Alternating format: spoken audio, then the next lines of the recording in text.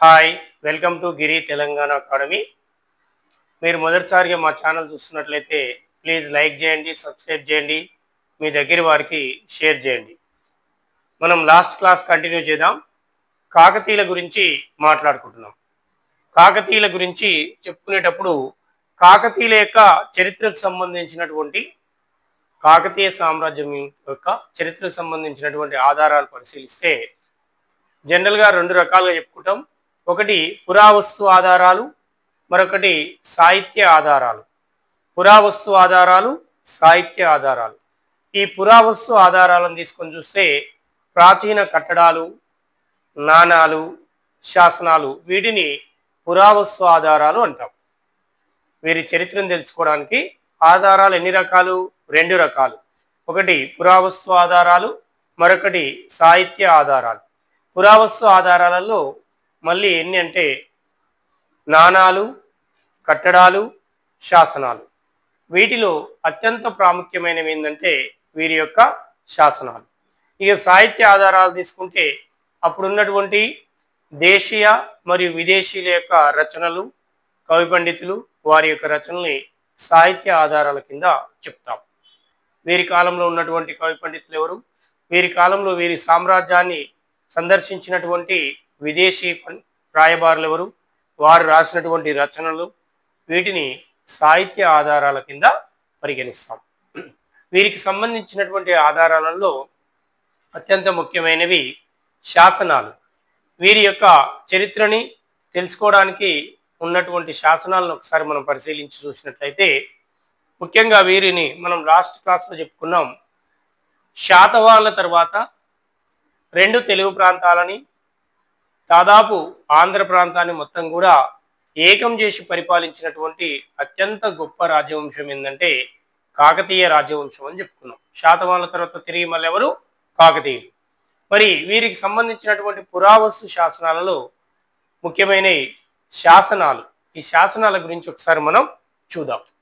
వీరి గురించి తెలియజేసేటటువంటి శాసనాల్లో ఒకటి మాగల్లు శాసనం, మరొకటి బయ్యారం చెరువు శాసనం, కాజీపేట శాసనం, శనిగారం శాసనం, హన్మకొండ శాసనం, మోటుపల్లి శాసనం, జన్నిగ దేవుని శాసనం, మల్కాపురం శాసనం, చందుపట్ల శాసనం, బీదర్కోట శాసనం, తేరాల శాసనం, సకలవీడు శాసనం, విలాస తామ్ర శాసనం, కల్వ చెరువు శాసనం. ఇవి కాకతీయ సామ్రాజ్యాన్ని గురించి తెలియజేసేటటువంటి శాసనాలు. మళ్ళొక్కసారి చూడండి ఏంటివేంటివని, మళ్ళీ ఒక్కొక్క దాని గురించి వివరంగా మనం చెప్పుకుందాం. మాగల్లు శాసనం, బయ్యారం చెరువు శాసనం, కాజిపేట శాసనం, శనిగారం శాసనం, హనుమకొండ శాసనం, మోటుపల్లి శాసనం, జన్నిగ దేవుని శాసనం, మల్కాపురం శాసనం, చందుపట్ల శాసనం, బీదర్కోట శాసనం, తేరాల శాసనం, సకలవీడు శాసనం, విలాస తామ్ర శాసనం, కలువ చెరువు శాసనం. ఇవి కాకతీయ సామ్రాజ్యం గురించి, కాకతీయుల గురించి తెలియజేసినటువంటి శాసనాలు. వీటి గురించి ఒక్కొక్క దాని గురించి మనం ఇప్పుడు చెప్పుకుందాం. ఒక్కొక్క శాసనాన్ని గురించి మనం ఇప్పుడు మాట్లాడుకుందాం. ఏది కాకతీయుల గురించి ఏ శాసనం ఏ అంశాన్ని తెలియజేసింది అని చూసినట్లయితే మనం లాస్ట్ క్లాస్లో రెండింటి గురించి చెప్పుకున్నాం.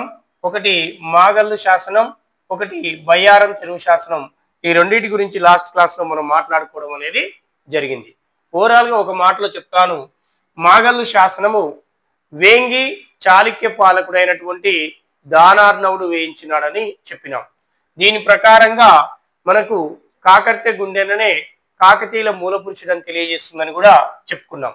ఇది 956లో వేయించాడనే విషయాన్ని కూడా మనం లాస్ట్ క్లాస్లో మాట్లాడుకోవడం అనేది జరిగింది. ఈ శాసనంలోనే కాకర్తె గుండెన యొక్క దగ్గరి బ్రాహ్మణుడైనటువంటి బీద బ్రాహ్మణుడైనటువంటి దొమ్మన శర్మకు దానార్ణవుడు మాగల్లు అనేటటువంటి గ్రామాన్ని కూడా దానంగా ఇచ్చినట్టుగా మనం ఆ శాసనం ద్వారా తెలుసుకున్నాం. ఇక బయ్యారం చెరువు శాసనం. ఈ బయ్యారం చెరువు శాసనం మైలాంబ వేయించిందని చెప్పుకున్నాం. గణపతి దేవుని సోదరి ఈ బయ్యారం చెరువు శాసనాన్ని 1219లో వేయించడం అనేది జరిగింది. 1219లో వేయించడం జరిగింది ఈ శాసనాన్ని. మనం ఏం తెలియజేస్తుంది ఈ శాసనం? బయ్యారం చెరువు శాసనము కాకతీయుల యొక్క వంశ వృక్షాన్ని గురించి తెలియజేస్తుంది. ఏం తెలియజేస్తుంది? బయ్యారం చెరువు శాసనము కాకతీయుల యొక్క వంశ వృక్షాన్ని గురించి తెలియజేయడం అనేది జరుగుతుంది. ఈ బయ్యారం చెరువు శాసనం ప్రకారంగా కాకతీయుల యొక్క మూల పురుషుడు వెన్న భూపతి. ఎవరు? వెన్న భూపతి. దీని ప్రకారంగా అయితే కాకర్తె గుండెన. దీని ప్రకారంగా వెన్న భూపతి. బయ్యారం చెరువు శాసనం ప్రకారంగా కాకతీయుల యొక్క మూల పురుషుడు వెన్న భూపతి. ఇక ఈ రెండు శాసనాలను మనం లాస్ట్ క్లాస్లోనే మాట్లాడుకోవడం అనేది జరిగింది. ఓకే, ఇక మిగిలింది కాజీపేట శాసనం. కాజీపేట శాసనం ఎవరు వేయించారు, మన కాకతీయుల గురించి ఏం తెలియజేస్తుందని ఒకసారి చూసినట్లయితే, ఈ కాజీపేట శాసనము మొదటి బేతరాజు ఎవరు వేయించారు? మొదటి బేతరాజు వేయించడం అనేది జరిగింది. మొదటి బేతరాజు ఎవరు వేయించారు? మొదటి బేతరాజు. గుర్తుపెట్టుకోవాలి, చాలా ఇంపార్టెంట్ అన్ని కూడా ప్రతిదీ. ఎందుకంటే కాకతీయుల నుంచి 100% మనకు ఎగ్జామ్లో క్వశ్చన్ వస్తుంది. ఈ కాజీపేట శాసనాన్ని వేయించింది ఎవరంటే కాకతీయ రాజు అయినటువంటి మొదటి బేతరాజు ఈ కాజీపేట శాసనాన్ని వేయించాడు. ఈ కాజీపేట శాసనం ఏం తెలియజేస్తుందంటే, ఇది కాకతీయుల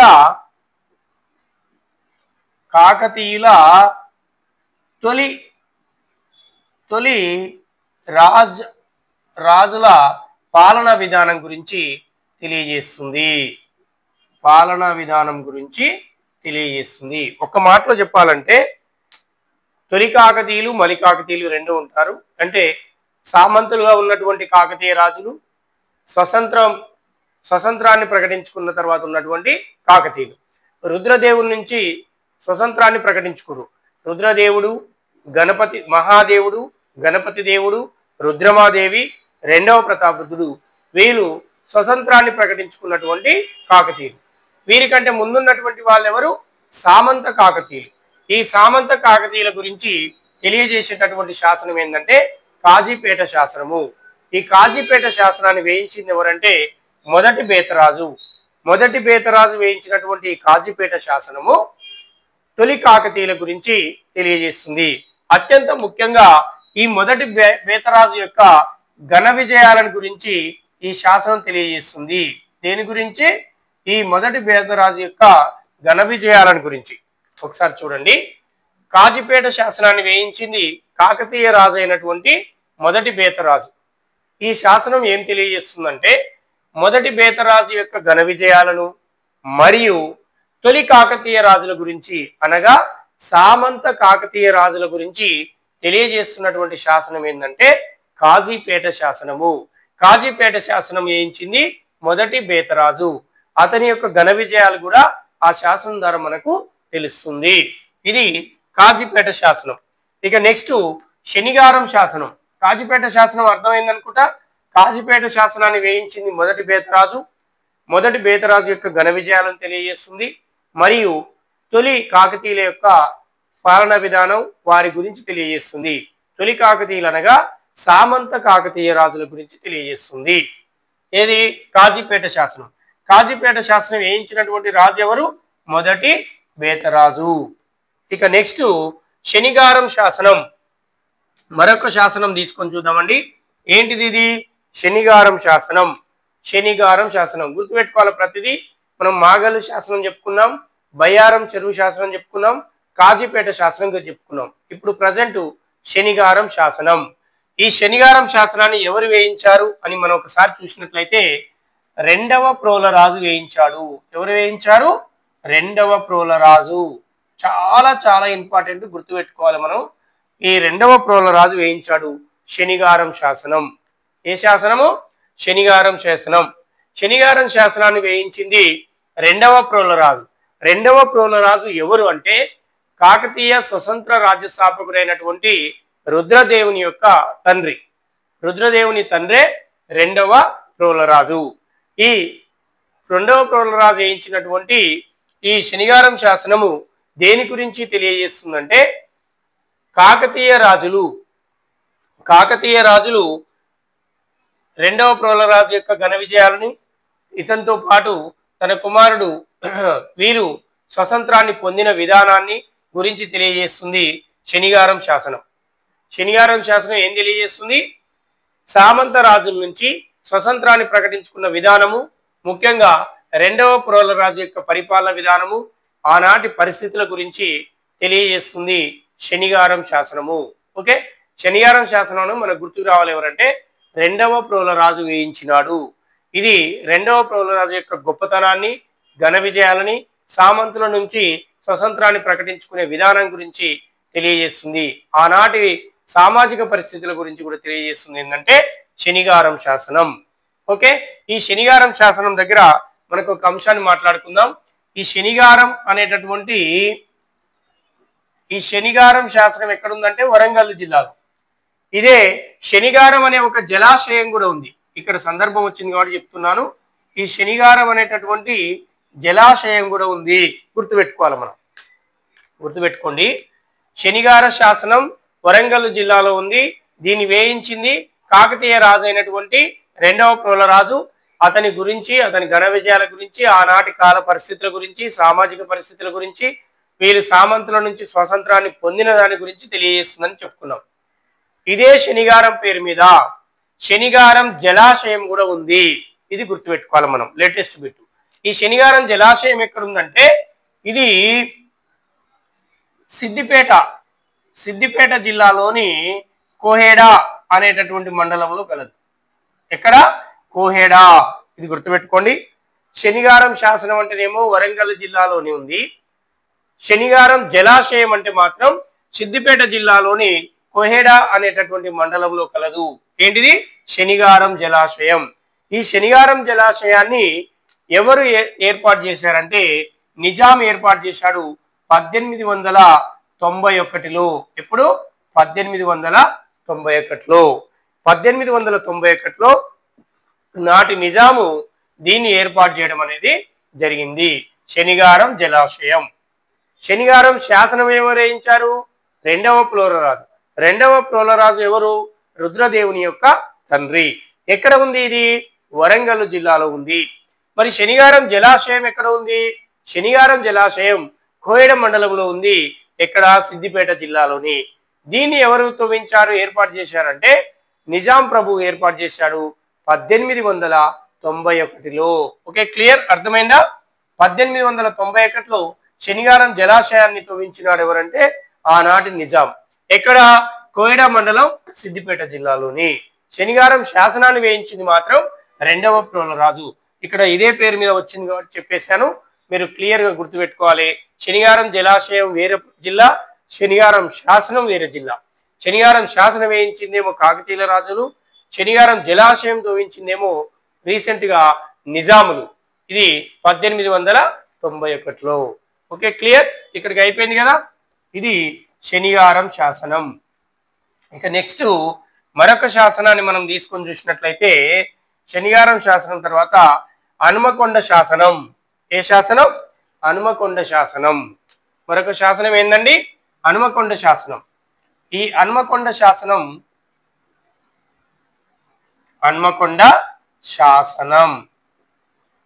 చూడండి. ఈ హనుమకొండ శాసనాన్ని వేయించినది ఎవరు అంటే రుద్రదేవుడు. ఎవరు వేయించారు? రుద్రదేవుడు. హనుమకొండ శాసనాన్ని వేయించింది ఎవరు అన్నప్పుడు రుద్రదేవుడు. చాలా చాలా ఇంపార్టెంట్. ప్రతి శాసనం గురించి కొంత అవగాహన ఉండాలి. ఇక్కడ నుంచి క్వశ్చన్ వచ్చే అవకాశం ఉంది. హనుమకొండ శాసనాన్ని వేయించింది రుద్రదేవుడు. 1163 టైంలో ఈ శాసనాన్ని వేయించడం అనేది జరిగింది. ఎప్పుడు వేయించాడు? 1163. హనుమకొండ శాసనాన్ని రుద్రదేవుడు 1163లో వేయించడం అనేది జరిగింది. మరి ఈ శాసనం మనకేం తెలియజేస్తుంది అన్నప్పుడు కాకతీయులు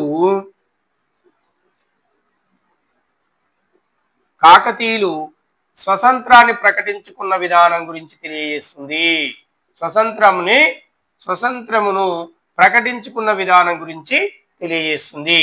కాకతీయుల్లో స్వతంత్ర పాలకుడు, స్వతంత్ర రాజ్య స్థాపకుడు ఎవరని చెప్పుకున్నాము? రుద్రదేవుడు. రుద్రదేవుడు ఏ విధంగా తను స్వతంత్రాన్ని ప్రకటించుకున్నాడు, తన పరిపాలన విధానం ఏ విధంగా చేశాడు, ముఖ్యంగా సామంతుల నుంచి స్వతంత్రాన్ని ప్రకటించుకున్న విధానాన్ని కళ్ళ కట్టినట్టుగా మనకు చూపించేటటువంటి శాసనం ఏంటంటే హనుమకొండ శాసనం. ఆనాటి కాలంలో కాకతీయ సామ్రాజ్యం యొక్క వైభవాన్ని, కాకతీయ సామ్రాజ్యం స్వతంత్రాన్ని ప్రకటించుకున్న విధానాన్ని, కాకతీయ సామ్రాజ్యం యొక్క పాలన విధానముని, ముఖ్యంగా రుద్రదేవుడు స్వతంత్రాన్ని ప్రకటించుకొని తన పరిపాలన చేసిన విధానాన్ని, రుద్రదేవుని యొక్క విజయాలని, అతని యొక్క ఘన విజయాలను తెలియజేసేది ఏంటంటే హనుమకొండ శాసనం. దీనితో పాటు తన తండ్రి అయినటువంటి రెండవ ప్రోలరాజు విజయాలను కూడా ఈ శాసనంలో పొందుపరిచాడు. రెండవ ప్రోలరాజు విధానాన్ని కూడా ఈ శాసనంలో పొందుపరచడం అనేది జరిగింది.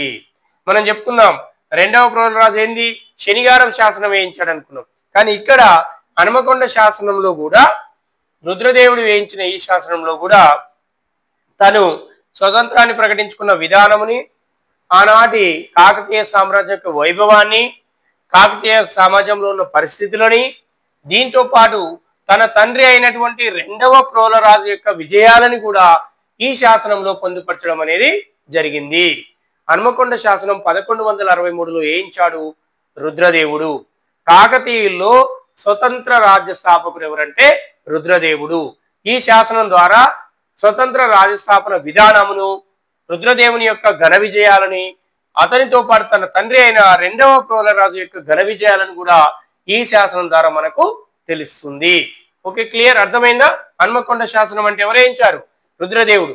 ఏ సంవత్సరంలో? 1163. ఎవరి ఘన విజయాలు తెలియజేస్తుంది? ఇది రుద్రదేవుని మరియు రెండవ ప్రోలరాజు యొక్క ఘన విజయాలను తెలియజేస్తుంది హనుమకొండ శాసనం. Okay, clear. ప్రతి శాసనం మీద కొంత అవగాహన ఉండాలి, గుర్తుపెట్టుకోవాలి. ఇక హనుమకొండ శాసనం తర్వాత మరొక శాసనం మోటుపల్లి శాసనం. మరొక శాసనం ఏంది? మోటుపల్లి శాసనం.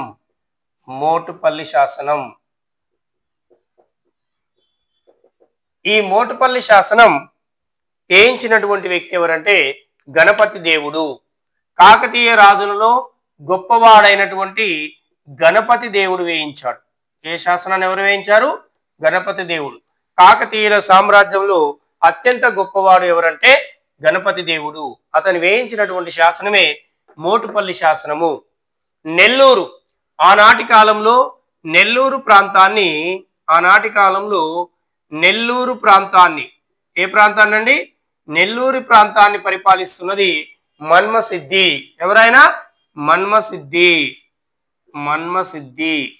ఈ మన్మసిద్ధి నెల్లూరు ప్రాంతాన్ని పరిపాలిస్తున్నటువంటి మన్మసిద్ధికి గణపతి దేవుడు సహాయాన్ని అందించడం అనేది జరిగింది.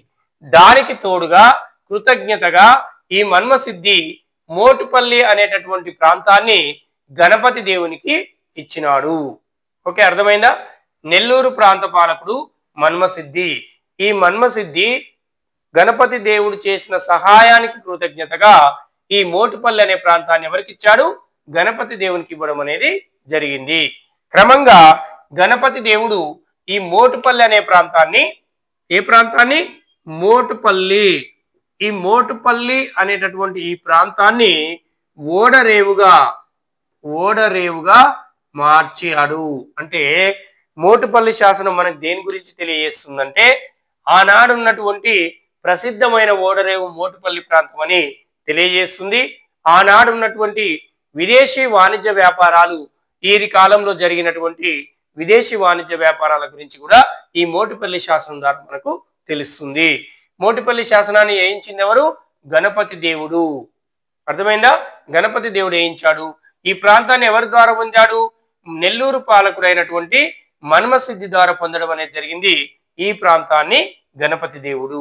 దీన్ని అద్భుతమైనటువంటి బ్రహ్మాండమైనటువంటి ఒక ఓడరేవుగా దీన్ని తీర్చిదిద్ది విదేశీ వాణిజ్య వ్యాపారం అద్భుతంగా జరిగింది మోటుపల్లి ద్వారా. ఈ మోటుపల్లి ఓడరేవే కాకతీయుల కాలంలో ఉన్నటువంటి అతి ప్రధానమైనటువంటి ఓడరేవుగా తీర్చిదిద్దబడింది.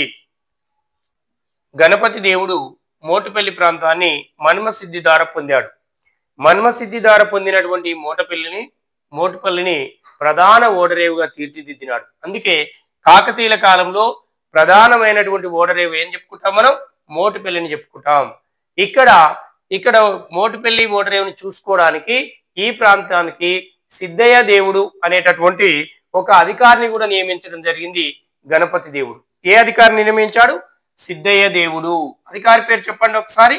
సిద్ధయ్య దేవుడు. గుర్తుపెట్టుకోవాలి, వెరీ వెరీ ఇంపార్టెంట్ అన్ని ప్రతి పాయింట్ కూడా. సిద్ధయ్య దేవుడు. సిద్ధయ్య దేవుడు అనేటటువంటి ఒక అధికారిని కూడా నియమించాడు గణపతి దేవుడు. ఎక్కడ? మోటుపల్లిలో చూసుకోవడానికి సిద్ధయ్య దేవుడు అనే ఒక అధికారిని నియమించాడు గణపతి దేవుడు. ఒక్కసారి చూడండి, మోటుపల్లి శాసనాన్ని దీన్నే మోటుపల్లి అభయ శాసనం అని కూడా అంటాము. ఈ మోటుపల్లి అభయ శాసనాన్ని వేయించింది కాకతీయ పాలకుల్లోకెల్లా అత్యంత గొప్పవాడైనటువంటి గణపతి దేవుడు. ఈ గణపతి దేవుడు ఆనాటి కాలంలో నెల్లూరు ప్రాంత పాలకుడైన మన్మసిద్ధికి సహాయం అందించినాడు. దాని కృతజ్ఞతగా ఈ మన్మసిద్ధి మోటుపల్లి అనే ప్రాంతాన్ని గణపతి దేవునికి ఇచ్చినాడు. ఈ గణపతి దేవుడు ఈ మోటుపల్లిని అత్యంత ప్రధానమైన ఓడరేవుగా తీర్చిదిద్ది దీన్ని చూసుకోవడానికి సిద్ధయ్య దేవుడు అనేటటువంటి ఒక అధికారిని నియమించడం అనేది జరిగింది. ఈ అంశాలని మోటుపల్లి శాసనం ద్వారా మనకు తెలుస్తుంది. మోటుపల్లి శాసనాన్ని వేయించింది ఎవరు? గణపతి దేవుడు. ఇది ప్రధానమైన ఓడరేవు అని కూడా ఈ శాసనం ద్వారా మనకు తెలుస్తుంది. దీనికి ఏ అధికారిని నియమించాడు? సిద్ధయ్య దేవుడు అనే అధికారిని నియమించాడు. ఎవరంటే గణపతి దేవుడు. ఇది మోటుపల్లి శాసనం గురించి అర్థమైంది. గణపతి దేవుడు ఈ ప్రాంతాన్ని నెల్లూరు మన్మసిద్ధి ఇచ్చినాడు. దీన్ని సిద్ధయ్య దేవుడు అనే అధికారిని ఇక్కడ నియమించడం జరిగింది గణపతి దేవుడు. ఇది అత్యంత ప్రధానమైన ఓడరేవు కాకతీయుల కాలంలో. Okay, clear.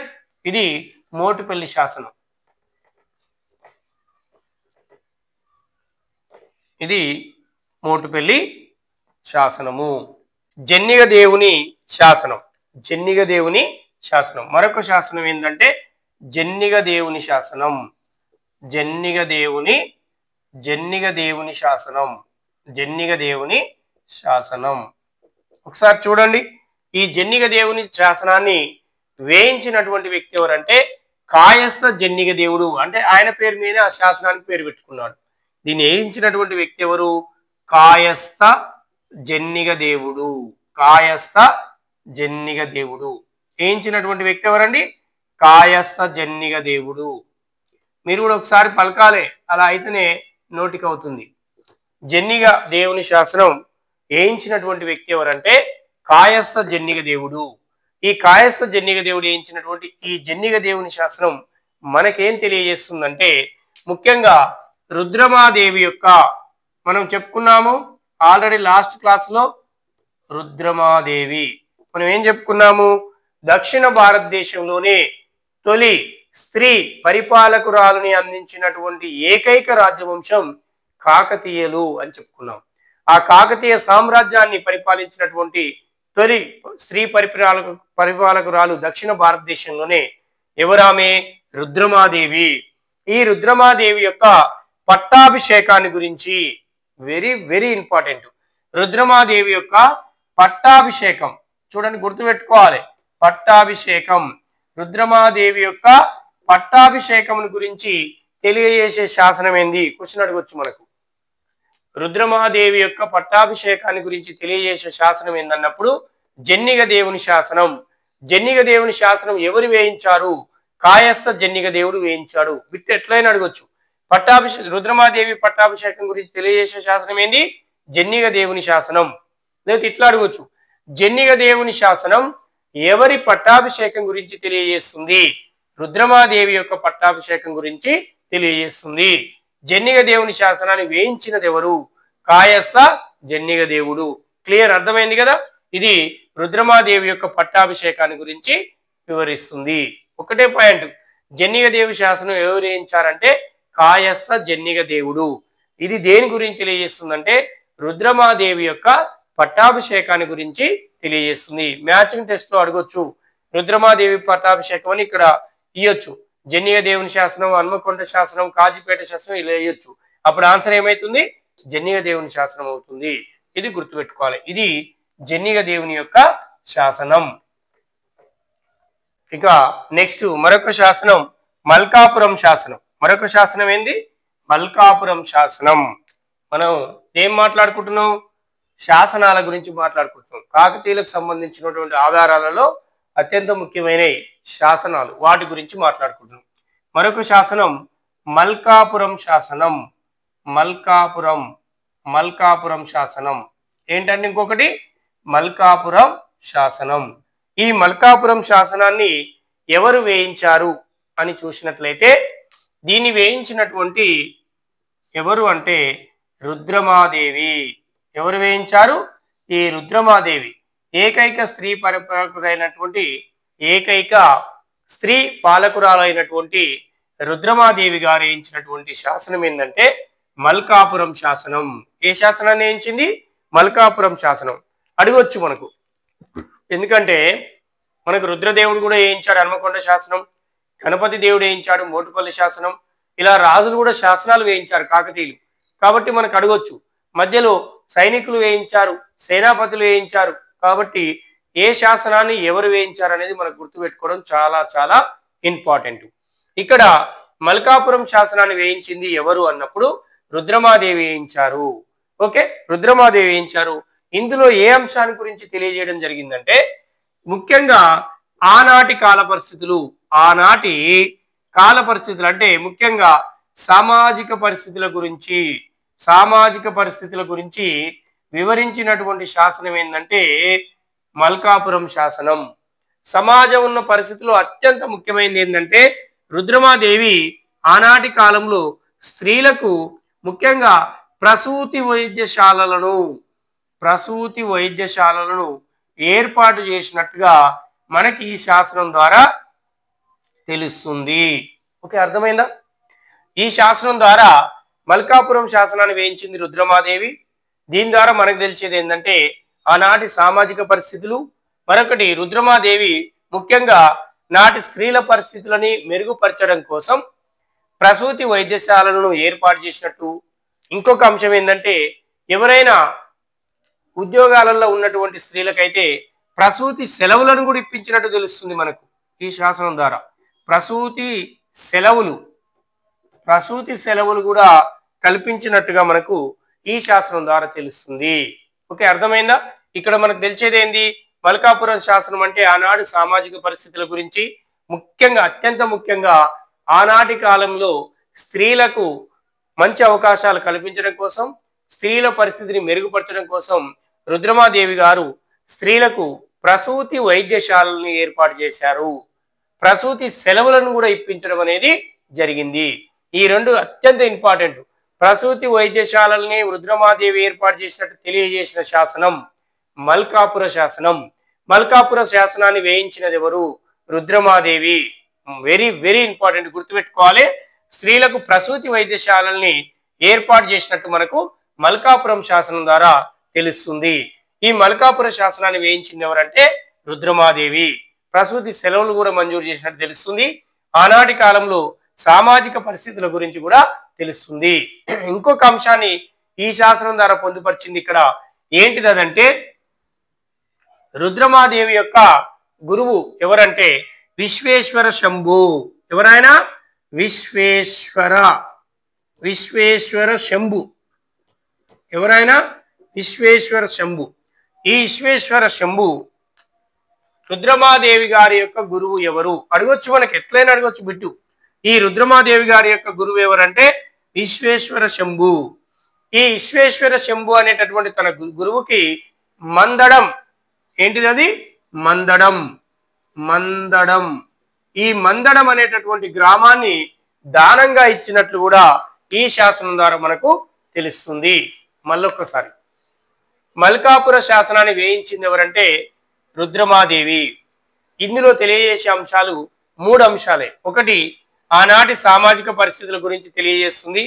రెండవది, స్త్రీలకు ప్రసూతి వైద్యశాలని ఏర్పాటు చేసినట్టుగా, ప్రసూతి సెలవులను కూడా కల్పించినట్టుగా ఈ శాసనం ద్వారా మనకు తెలుస్తుంది. మరొక అంశం ఏంటంటే రుద్రమాదేవి యొక్క గురువు అయినటువంటి విశ్వేశ్వర శంభు గారికి మందడం అనే గ్రామాన్ని ఈమె దానంగా ఇచ్చినట్టు ఈ శాసనం ద్వారా మనకు తెలుస్తుంది. ఈమె యొక్క గురువు గారు ఎవరు? విశ్వేశ్వర శంభు. ఈమె దానంగా ఇచ్చిన గ్రామం ఏంది? మందడం. మందడం అనే గ్రామాన్ని విశ్వేశ్వర శంభుకి దానంగా ఇచ్చినట్టు మల్కాపురం శాసనం ద్వారా మనకు తెలుస్తుంది. ఇది రుద్రమాదేవి వేయించినటువంటి మల్కాపురం యొక్క శాసనం.